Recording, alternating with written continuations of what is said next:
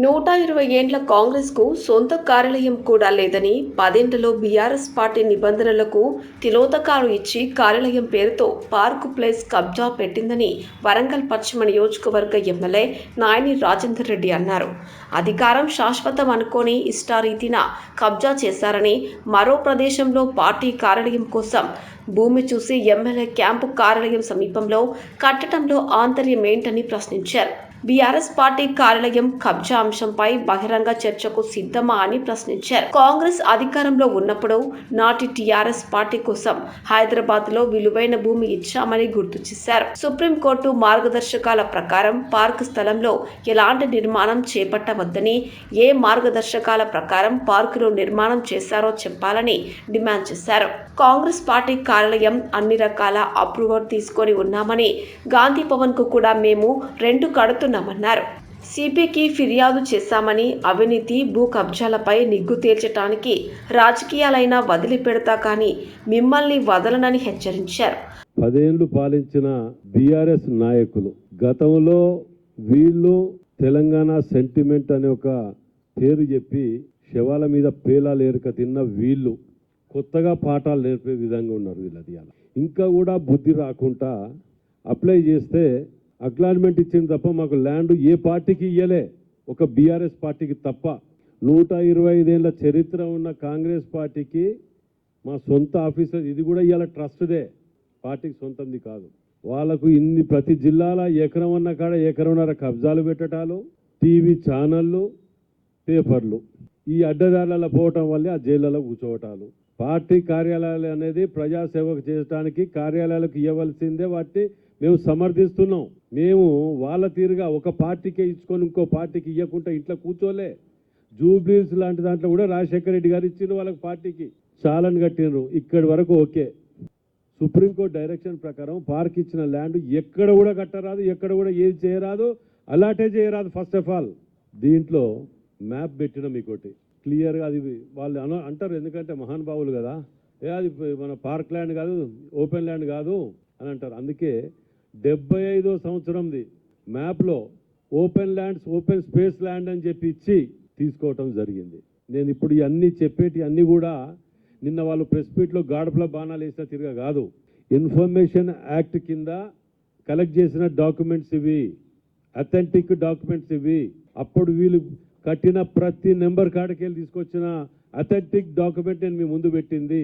అందులో open space అని ఉన్నదా లేదా చూడండి. మాజీ ఎమ్మెల్యేలని మీరు చదువుకున్నోళ్ళైనా మీకేమైనా జ్ఞానం ఉన్నా నేను అడిగిన వాటికి జవాబు చెప్పండి. మీ ముందే డాక్యుమెంట్ పెట్టి అడుగుతున్నా.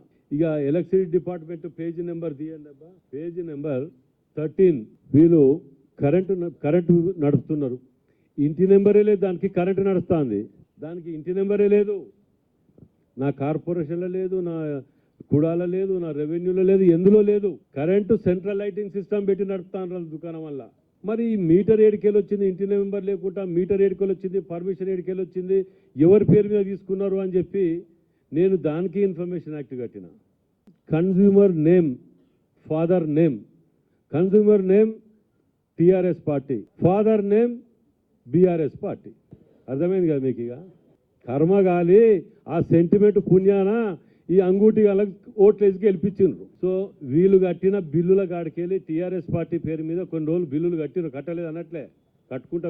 అసలు మీకు అది ఫస్ట్ ఆఫ్ ఆల్ గార్డెన్ మన ఓపెన్ ల్యాండ్ దాంట్లో మీరు పార్క్ ల్యాండ్లో మీరు ఎట్లా ఇది చేస్తారు? ఏ జీవో ప్రకారం లేకుండా దాంట్లో కేసులో 9 నెలలు నాన్ బెయిలబుల్ జైలు పోవాలి. ఇన్ని పాపాలు చేసి వాళ్ళ ధైర్యాన్ని మాత్రం మెచ్చుకుంటాను. అదరగొట్టడం వాళ్ళ గురువు గారికి ఉన్నట్టే అదరగొట్టి బతకటం అనేది.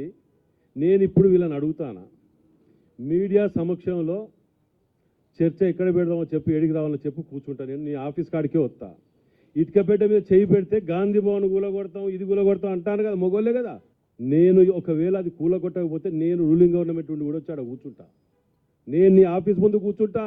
అంటే పార్టీ అడ్డం పెట్టుకొని, ఉద్యమాన్ని అడ్డం పెట్టుకొని ఎన్ని పాపాలు చేసినా బారాకూన్ మాఫా మీకు. శ్రీవాడపురం చెడ్డి గ్యాంగ్ దొంగలు నయం మీకంటే. ఇన్ని అక్రమాలు చేసి, ఇన్ని దౌర్జన్యాలు చేసి ఆ అమెరికాలో అటో ఇటో చేస్తారట. 160 ఏళ్ళు శిక్ష. మనిషి ఉండేదే 90 ఏళ్ళు 100 ఏళ్ళు కూడా అతి కష్టం, ఒకరు ఏళ్ళ మీద దొరుకుతారు. ఇలాంటి వాళ్ళకి అయితే పాపం లేదు, ఇలాంటి వాళ్ళని తీసుకుపోయి పెట్టాలి. ఇప్పుడు నేనేమంటానా వీరన్నిటిని మీ ముందు పెట్టినా మీరు ఇంటికి పోయినాకో అర్ధగంట చదవండి. ఏ డేటు పెడతారో చెప్పండి, నేను ఆ డేట్ రోజు వాళ్ళ ఆఫీస్ కాడికే వస్తా.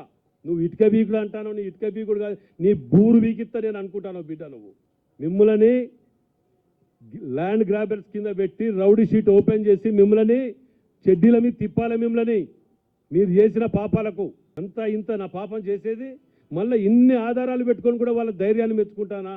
అదరగొట్టడం అంటే అంతా ఇంత అదరగొట్టడం కాదు. ఇక నా పేరు మీదనే కట్టి నేనే కంప్లైంట్ చేసిన, నేనే అడుగుతున్నా అంటున్నా. నీతిగా ఎన్కౌంటర్ చేయలే, నల్లికుట్ల వేషాలు వేయలే, నేనే అడుగుతున్నా దీన్ని.